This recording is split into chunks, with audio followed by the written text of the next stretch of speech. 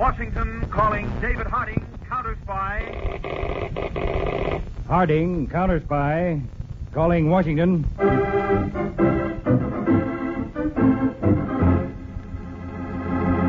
United States Counterspies, especially appointed to investigate and combat the enemies of our country, both at home and abroad. Tonight, the case of the hijacked country. A thrilling counter-spy report to the American people.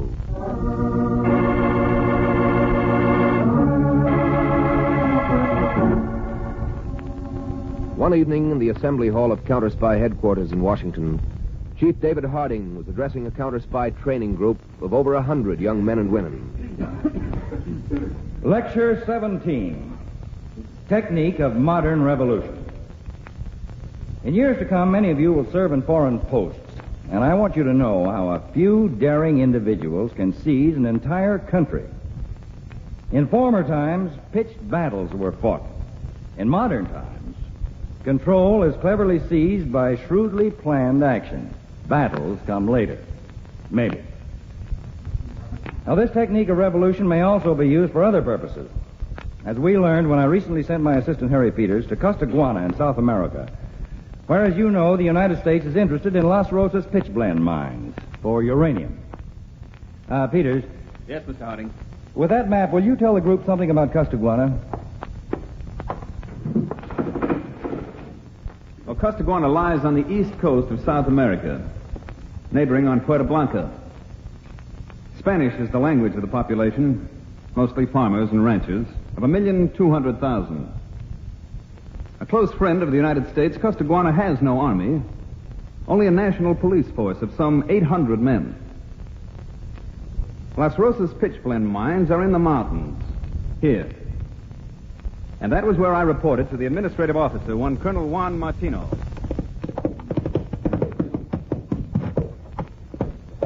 Easy, Chico. Easy, boy.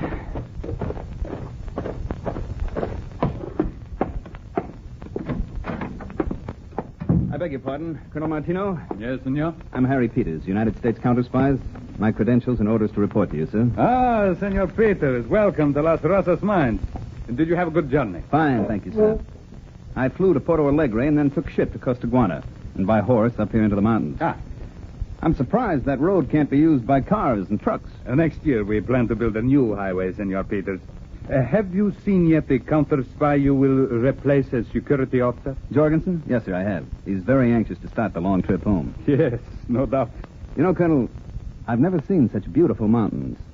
The contrast with the tropical seacoast is amazing. And the life, too, Senor Peters. Here we work day and night.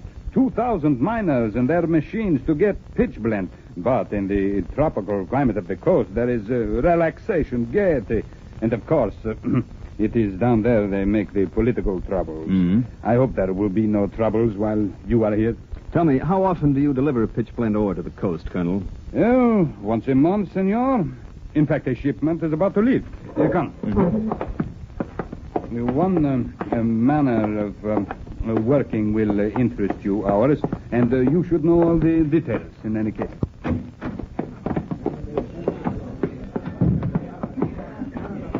Do you keep an armed force here, Colonel? A few men, Senor.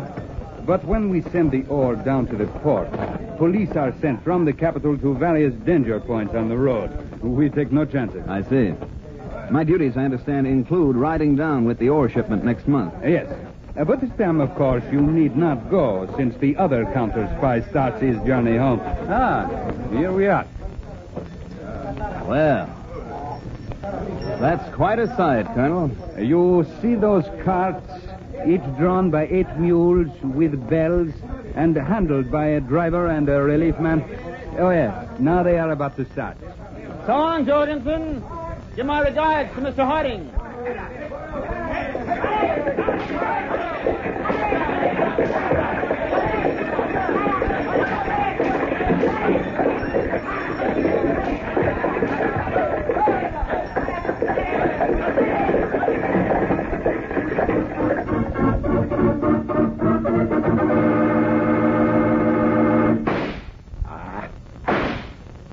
Better. Come in. Wait, Pasco. Stand right there. Senor Fulton, you put a hole in my new hat. I ought to have put it in your head, Pasco. I've been waiting for you for 2 weeks. When did you arrive from Costaguana? An hour ago, Senor Fulton, and I stopped on the way only to buy this new hat. Costaguana, the hats are not good. I must always buy them here in Puerto Blanca. Now I must buy another. You and your hats. Have you any news? See, at last, Senor Fulton, all is in readiness. Men? 100 men you can trust to the death. Weapons? Submachine guns, 80. Garand rifles, 20. Automatics, 40. Yes. And grenades, 6 for each man. Ammunition, more than enough. Knives, 1 for each man. Good. Technicians? 5 men. Experts in all means of communications, telephone and radio. And the next shipment from the mine? Well, one shipment left the Las Rosas mines 3 weeks ago. The next will go in next Tuesday. And the shipment is worth... How much would you say, Pasco? Quien sabe? $1 million? $2 million? 10 million. I am overcome by amazement, senor, every time I reflect upon this scheme of yours. To steal an entire shipload of uranium ore. Steal a shipload? Why, Pasco, we're going to hold up an entire country. The greatest hijack in history. Making prisoners of over 1 million people for as long as we need. And right under the noses of the whole world. Why, we'll knock their eyes out. Like this. 1, 2, 3.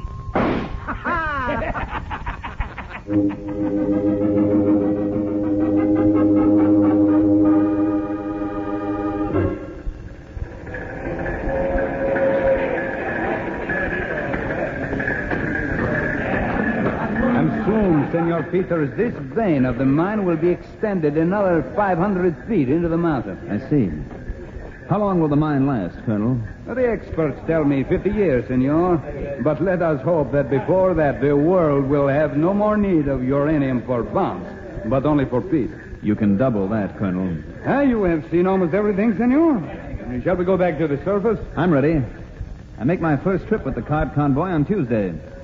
I've got some reports to send first to Washington, just saying everything under control. In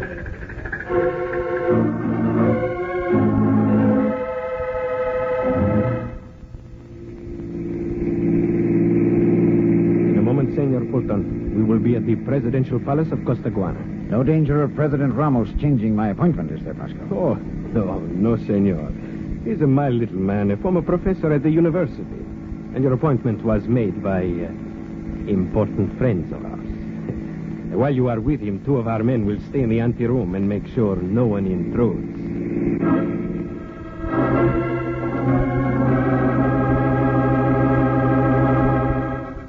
And it is an honor to Costaguana, Senor Fulton, that so many important American businessmen like yourself come here to help develop our country. I appreciate your feelings, Mr. President. Now, I wish you to tell me in what way I can help. As president of Costaguana, I am anxious to convince our good friends of North America that we will do everything... Mr. President, you don't have to convince anybody in the States. Just me, right here in your office. But you produce a pistol. I do not understand this kind of American joke. It's no joke, Mr. President. I am the president in the very center of our capital city. It is incredible. You mean you don't believe I'd kill you? Kill me? All you have to do is to believe your eyes. Look at this gun. Think about a bullet coming out of it, aimed at your chubby little body. I understand. But why do you do this? I'm taking over your whole country. For a day, 2 days, a week. As long as I need it. Revolution. But you must have an army, thousands of men. You... Mr. President, I am pulling my revolution with just 100 men. In the modern way. You are a madman, Senor Fulton. Am I, Mr. President? Why, your country has no army, so I need only 3 points of control. You for the top authority, communications, and the police. With those in my hands, everything will seem to go on as before, except for this gun aimed at your stomach. The greatest hijack in the world, a whole country. Simple, isn't it, Mr. President?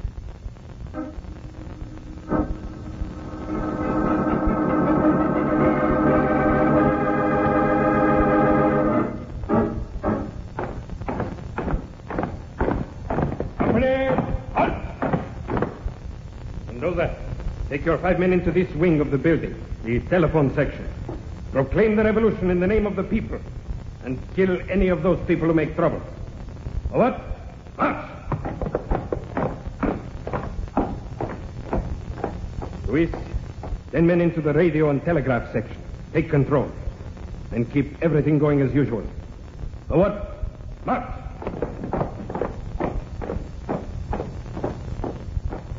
All right, the rest of you, with me into this wing. The administration. Come.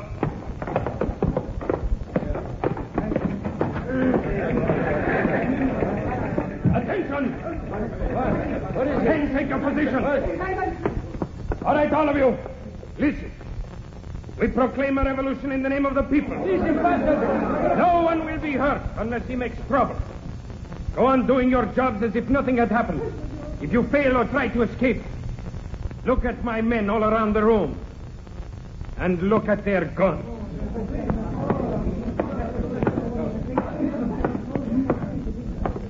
You, senor. You are the director of communications? Si, but please have your revolution, but do not disturb us. You will make no trouble? Oh, no trouble. I only want everything to go smoothly. It is very hard to make things go smoothly. I do not want your revolution to disturb everything. Very good. A healthy way to feel. The rest of the building is already in our hands. A man trying to escape. Shoot him, you fools! Silence! Silence! That is what happens to anyone who makes trouble. Is that clear? Now, Senor Director, you will pick up that telephone and connect me directly with the office of Presidente Ramos. What? The direct private number. Si, only please do not disturb the communication. I will take that telephone. Hello. Senor Fulton, it is Pasco. We are in total command. Good work. And on time, too.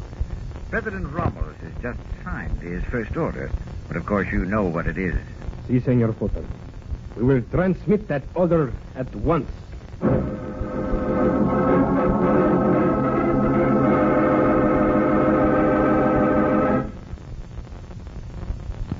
To Chief of National Police, an order from the President to remove all police from their positions along the road from Las Rosas mine.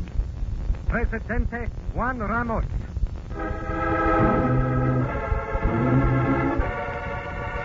Now, Mr. President, do I pull this trigger, or do you telephone this next message I've written out for you? Very well. Hello? You will send this telegram to Las Rosas mine by order of Presidente Ramos. Emergency. To safeguard the pitch blende. The shipment will be taken by the convoy not to the freighter USS Flygull as previously ordered, but to the independent freighter at Pier 14. Signed, Ramos, Presidente.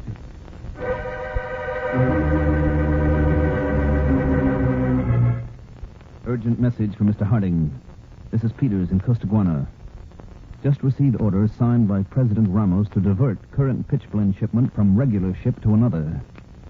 Colonel Martino in command here, not disturbed, but I am. Also, farmers from neighborhood report that all police have been removed from danger points along highway. Fearing political trouble, I am requesting investigation and return advice. Call 030. Every hour on the hour.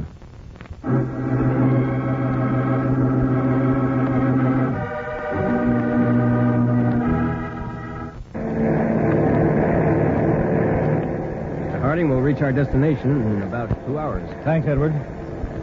I'm seriously worried by Peter's latest reports. They suggest a revolution. We'll have to land in Puerto Blanca across the frontier from Costaguana. I wish I knew what's happened to Peters.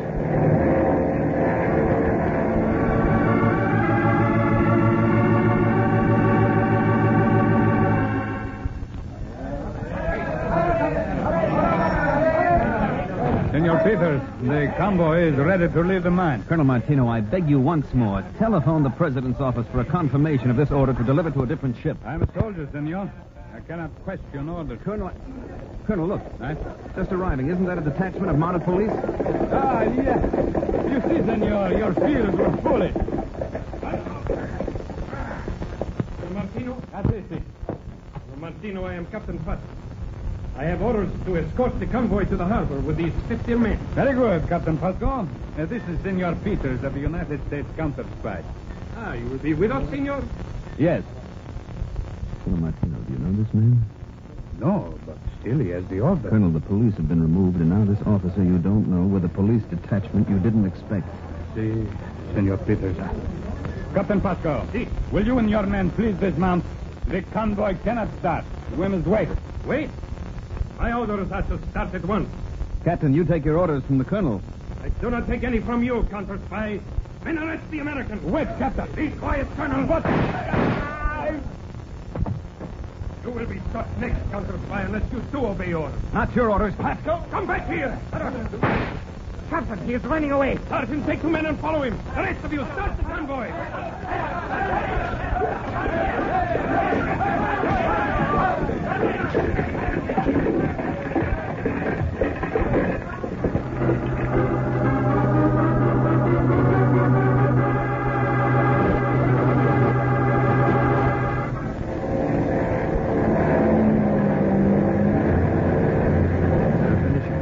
Mr. Harding, we're coming down to land. Yeah.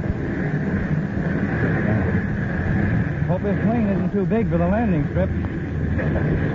Here's the bump.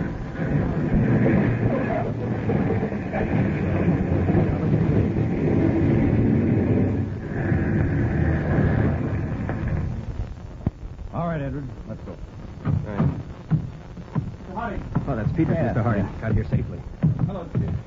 Hi, Edwards. Well, good to see you, Peter. And a narrow squeak, huh? Yes, after I broke away from that phony police captain, Pasco, 3 men trailed me for about 6 hours as I headed for the border in this rendezvous point. Yeah? I lost them early this morning. Peters, we've had some reports during our flight from the secret listening post we maintain in Costaguana. Yes? There doesn't seem to be a real revolution going on. Neither the radio broadcast nor the newspapers have mentioned it.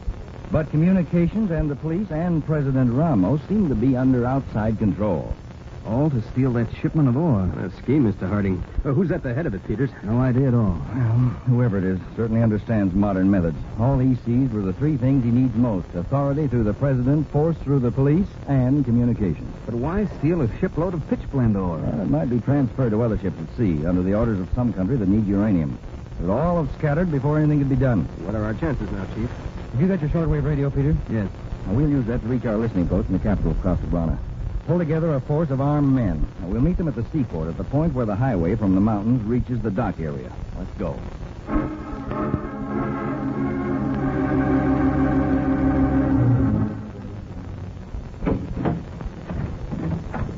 Come in, Pasco. Si, senor. I see everything is calm elsewhere in the presidential palace. And it's calm in here, too. Ah, and Senor Presidente. He slipped, collapsed. I'm dead myself. Haven't slept for 48 hours. Have you got any news since that counterspy escaped you? Si. When I came into the city just a while ago, I obtained several reports from our own observers. There are rumors around the city of other counterspies. Other counterspies? Si. How could they get into the country without my knowing? The rumors say they came from over the frontier. And you've got to assign men, not police, but some of our own men, to hunt them down and kill them. I will do so. Now, the convoy from the mine. It's due to arrive at the ship at 7 tonight, right? In 2 hours. Good.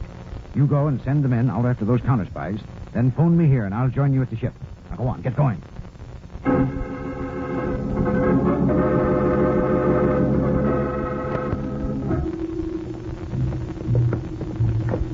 Hold it, men.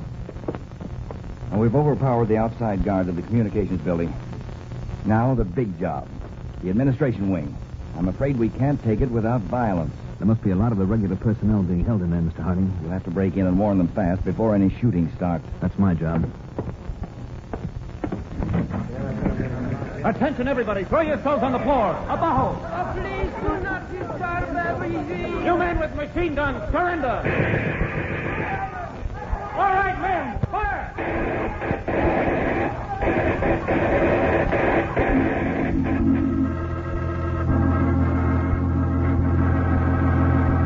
From United States Counterspies, National Police. Criminal revolutionary plot exposed. Attempt to steal entire shipload of pitchblende ore. Your loyal cooperation requested. We have just learned that the convoy is already at the dock. Please concentrate every available man at Pier 14. Counterspies will meet you there.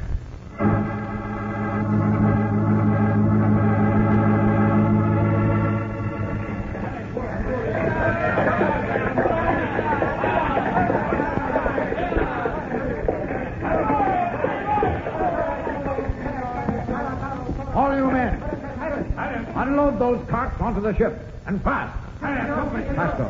Si, Senor Fulton. These are our men. Keep the loading going fast. Si. The whole job has to be done in 6 hours. Ship sails with the morning tide, and we've got to be ready. Si, Senor. I will get Fulton!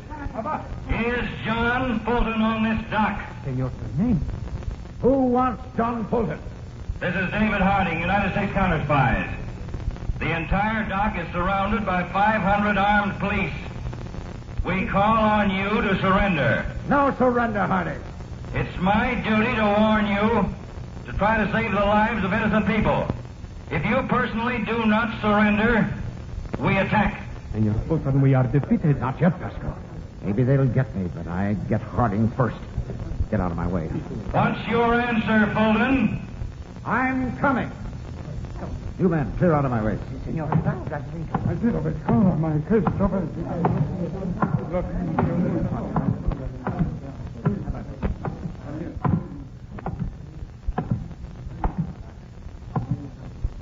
Which one of you was David Harding? I'm Harding, Fulton. Tell your men on this dock to drop their weapons. You drop that pistol. The light's not good here, Harding. Step out where I can see you better. With pleasure. But don't try anything. There are 5 rifles aimed right at you. Can you see me clearly enough now? Yes. But do you know what you've done, Harding? You've spoiled the biggest crime in history. Hijacking a whole country. It was well planned, Fulton. You wasted a good brain on a useless crime. I'll be famous forever, Harding. For this scheme of yours? Yes. And also because I'll be the man who killed you. We got it, Chief. The rest of you men, surrender. He didn't hit you, did he, Chief? I threw myself aside as he fired. One bullet got me in the arm, the left arm. We'll get you to a doctor. No, it's a flesh wound. We can bind it up for the moment. I guess a little blood's a cheap price to pay for putting this fellow Fulton out of the way. Peters, what an amazing waste of ability.